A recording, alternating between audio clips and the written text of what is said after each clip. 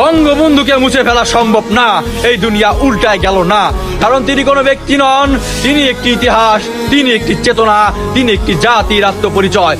যারা ভাবেন ইতিহাস মুছে ফেলা যায়, তারা ভুলে যান ইতিহাস লেখা হয় রক্ত দিয়ে, ত্যাগ দিয়ে আর মানুষের হৃদয়।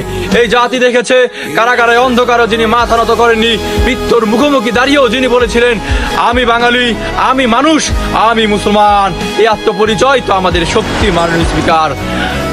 মাননীয় স্পিকার, আজ কেউ যদি মনে করে বঙ্গবন্ধু না মুছে দিয়ে তার অবদান অস্বীকার করে এই জাতিকে নতুন করে লেখা যাবে, তাহলে তারা ইতিহাসের সাথে যুদ্ধ করছে।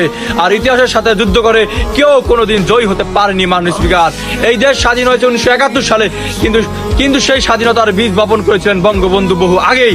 তার প্রতিটি আন্দোলন, প্রতিটি সংগ্রাম এই জাতিকে একটাই পথে নিয়ে গেছে, স্বাধীনতার পথে। মাননীয় স্পিকার, আজ আমরা যে সংসদে কথা বলছি, এই সংসদ, এই রাষ্ট্র, এই পতাকা সবকিছুর পেছনে যে মানুষের অবদান সবচেয়ে বড়, তাকে অস্বীকার করা মানে নিজের অস্তিত্বকে অস্বীকার করা।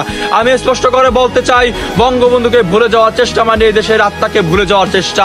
আর এই জাতি কখনো নিজের আত্মাকে ভুলে না, ভুলতে পারে না, ভুলবে না। মাননীয় স্পিকার, আসুন আমরা বিভাজন নয়, ইতিহাসকে সম্মান করি। যেই মানুষটা আমাদের একটি দেশ দিয়েছেন, তার প্রতি কৃতজ্ঞতা দেখানো আমাদের নৈতিক দায়িত্ব। কারণ জাতি যতদিন থাকবে, বাংলাদেশ যতদিন থাকবে, বঙ্গবন্ধুর নামও ততদিন এই বাংলাদেশে উচ্চারিত হবে, গর্বের সাথে, সম্মানের সাথে, ভালোবাসার সাথে। মাননীয় স্পিকার।